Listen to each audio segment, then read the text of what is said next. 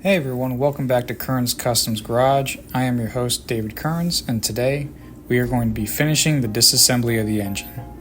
If you're new to the channel and want to catch up to speed, go check out our other videos here. We do a weekly update to the cost tracker, which we will be covering at the end of the video.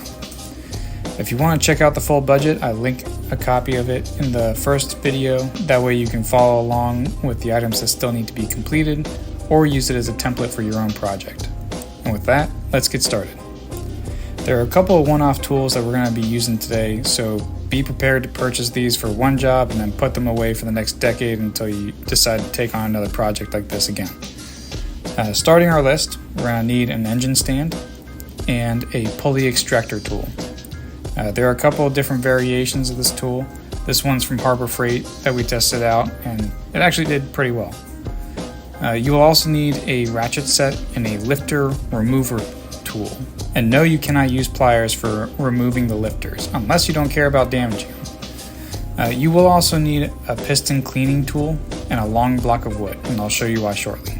Unfortunately, most of the videos I had for this part were corrupted, so all we have right now are pictures. But once we got the engine to its new home, we started with placing the engine on a stand. Once it was on the stand, we started with pulley removal. The tool from Harbor Freight did well. It's a simple design, so you just hook it onto the pulley and use a ratchet to pull the pulley off.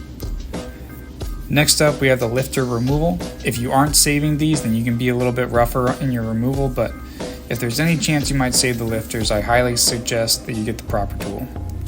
We organized them on a 2x4 to make sure that they go back in the same way they came out. After that, we flipped the engine over and took off the oil pan, which allowed us to inspect the crank and the underside of the pistons. We took off the oil pump and placed it in a parts cleaner so that way we could assess the condition later. After that, we unbolted the caps of the pistons, which allowed us to assess the condition of the bearings and the crankshaft. Be sure to keep the caps with their corresponding pistons. They are usually labeled to tell you which cylinder they go into. If they aren't stamped, I would recommend trying to label them somehow. I was very relieved to see little to no wear on the bearings and crankshaft, which begs the question, why wouldn't the engine start? For reference, an engine only needs 5 things in order to run: air, fuel, compression, spark, and proper timing. On older cars, air is delivered through the valves, fuel is delivered through the carburetor, spark is delivered through the spark plugs, or fed through the wires, distributor, coil, and battery. And compression should be attainable so long as the gaskets aren't blown and the piston rings are working properly.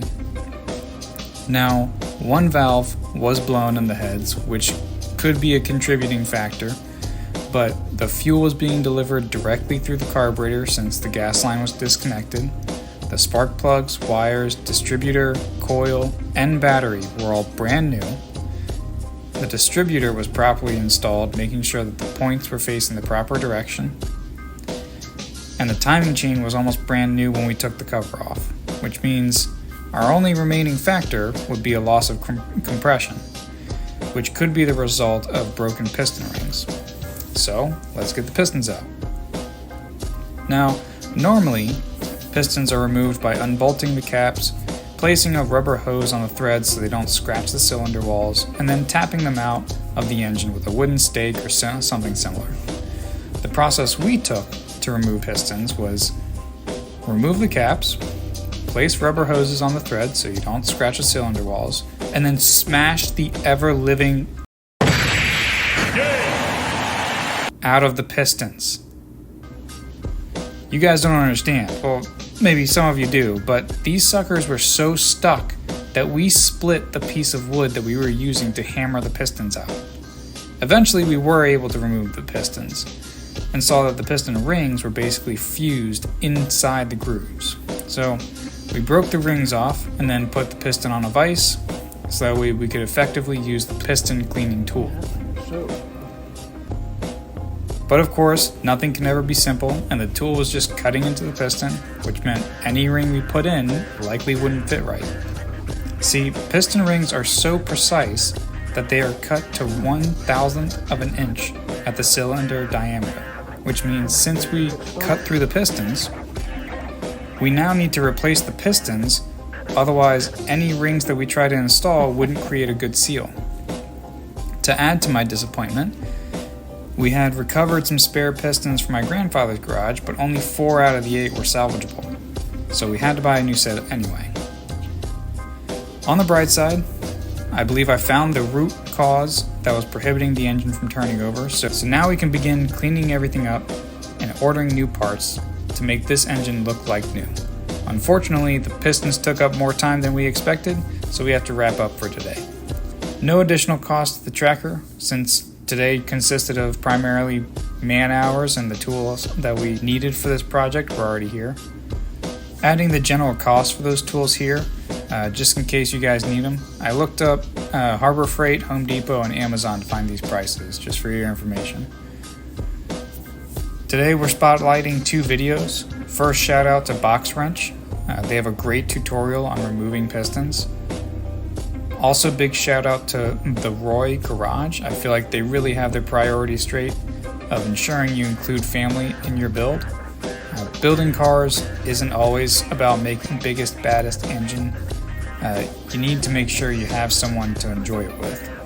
Make sure you rope in your dad, your uncle, your brother, your sister, whoever's close to you to help in these projects.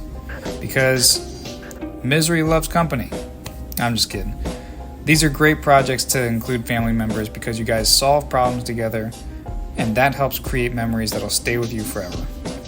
That's it for today. Thanks for joining us. Please remember to like and subscribe if you haven't already to stay up to date when we drop new videos. Join us next time where we'll be finally moving on to repairing the engine so we can start reassembly. Once again, this is David Kearns with Kearns Customs Garage.